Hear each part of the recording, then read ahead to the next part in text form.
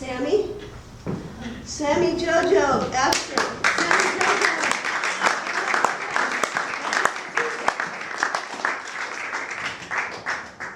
Is Jojo Monday or Tuesday born?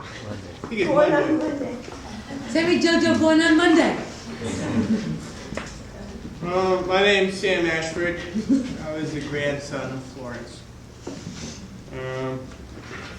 I was worried that I wouldn't be able to say anything because I'm the youngest and I knew Florence for the least amount of time, probably. But I was happy to hear that everybody shared the similar sentiment, which is that my grandma loved so many things and that she was so very good at loving them. Playing music, dancing, singing, eating, popping bottles of champagne, discussion, argument. My grandma loved love. My grandma loved laughing and telling jokes. So there was this man. And he walked into a restaurant. And he ordered a bowl of soup. The waiter brought him 2 slices of bread. And before he was done with the soup, the man called the waiter back over and he said, "Please, waiter, may I have 2 more slices of bread?" So the waiter gladly brought him 2 more slices of bread. The next day, the same guy comes in, and the waiter sees him. So this time, straight off the bat, he brings him 4 slices of bread. And still, before the end of his soup, the man calls the waiter back over. "Excuse me, sir, may I please have 2 more slices of bread?" The next day, the same thing happens. At this point, the waiter's mad. He's giving him 8 slices of bread. The guy walks in. He furiously walks in the kitchen, takes a whole loaf of bread, cuts it in half, brings it to the man, and the guy says, "What? Now we're back down to 2 slices?" And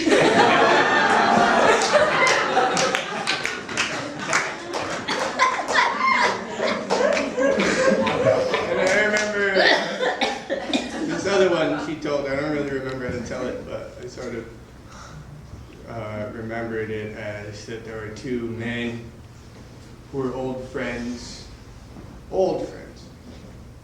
and they were walking their dogs together in the day. It was sunny, so they had sunglasses, and then they thought, well, why don't we go to a bar? But then the other man said, well, they won't let us into the bar, we have our dogs. So the other man thought, well, we could just put on our sunglasses and pretend they're service dogs. So they both go to the bar, and the bouncer's outside, and the first guy walks up. The guy says, "No dogs allowed." And he says, "But it's my service dog. It's a German Shepherd." The guy's like, "Okay, right this way." The second guy comes up. He says, "Sorry, sir, no dogs allowed." He says, "It's my service dog." He says, "Sir, that's a Chihuahua." And he says, "They gave me a Chihuahua?"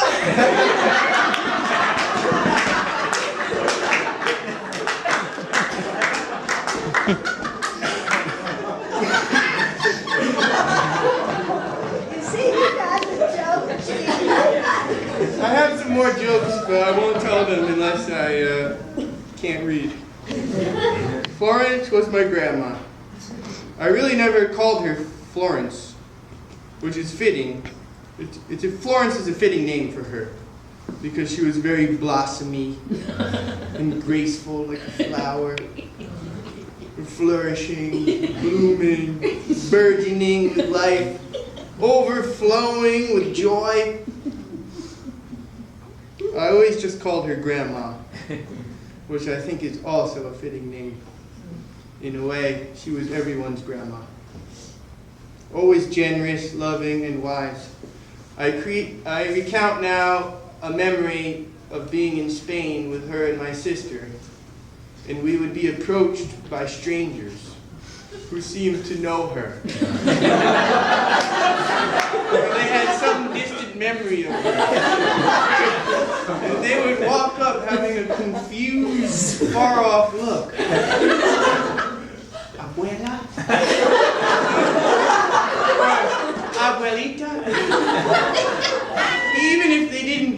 was actually their grandma. They were using the casual declension of Estas, and they would refer to her as Abuela soon. That was okay though for me. She certainly had enough grandma-ness to go around for several hundred people, if not more. Two things or aspects strike me about my grandma as I've been thinking of her these last days. When I put them together, I think they make up her being. The first is her fervent, almost mad pursuit of optimism. A bare knuckles, Shaolin mastery of hope. Always smiling in the face of demons. If anyone was sad, she would try to enlighten them to the bright side of the situation. Or she might plainly ask, why not just be happy? You deserve it. She would say, after all, aren't we together? Isn't the food delicious? Wasn't the wine nice? Wasn't the day beautiful? And isn't the night beautiful as well? We should remember that if we get too sad, she would be upset. The second aspect of her was her empathy, a seemingly infinite capacity to understand people and things, even rocks. A vast and expansive empathy that was very generous and that everyone could take a piece of and feel less alone with. The thing I don't get is how she managed to stay so happy while understanding so much. That is perhaps the secret of her being. She said to me once, life happens and then it catches up to you. I'm starting to understand what she meant. That the way one lives, in turn, shapes the way in which the world appears. Maybe that's obvious, but it seems groundbreaking to me, because the conclusion is that it could change the world. I got these slides. Usually I have a huge slide collection. I was hoping Walter would just diddle a little bit, freestyle, but he doesn't have to.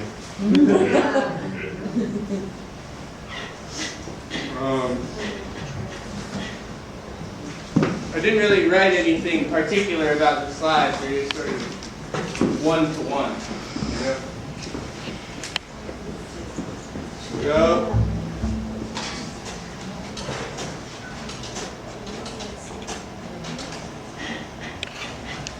My grandma was raised in Brooklyn. This is something I'm very proud of.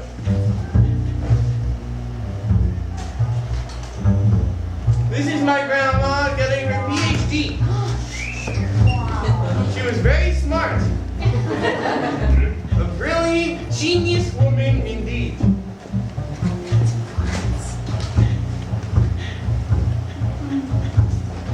This is my grandma playing with my mom. She was very playful. My grandma was beautiful and loving. In turn, my mom is beautiful and loving. And I think this is my grandpa.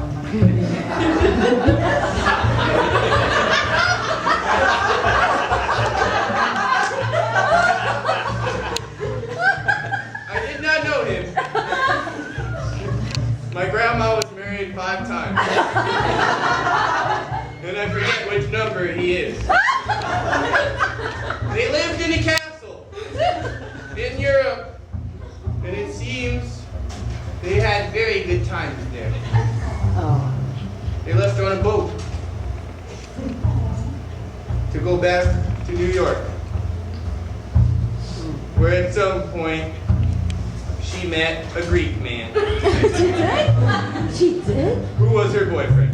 Really? He doesn't count on the tally of husbands. He did, however, take all these pictures. Of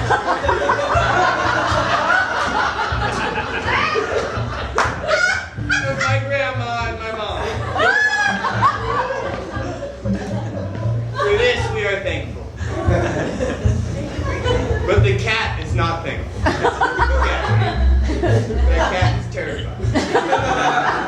There's the cat again.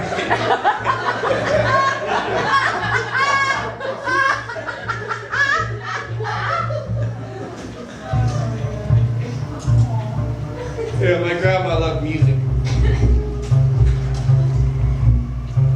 There we go. Yes.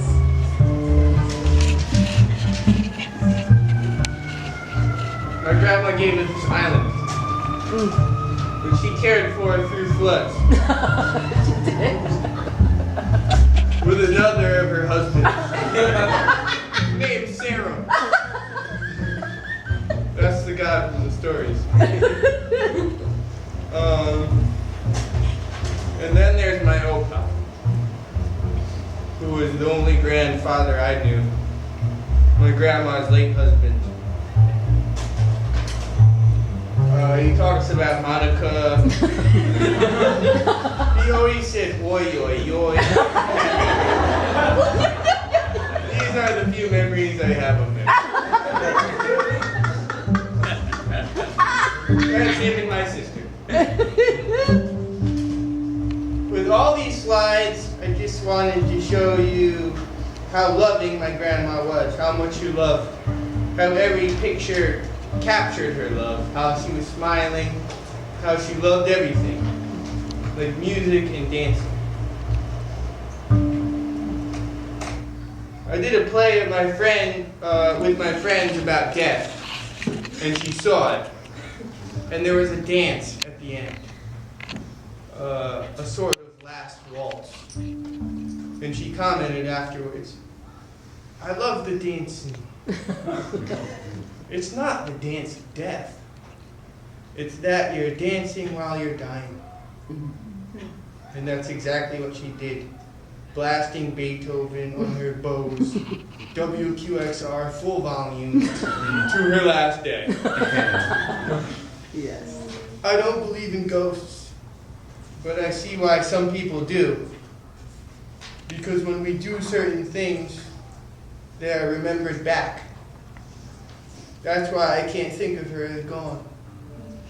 When we sing, when we dance and smile, when we study, when provoked by thought or politic or faith, she comes back. In joy, in laughter, when we love each other, when we touch, when we kiss, she is there. Sweetheart.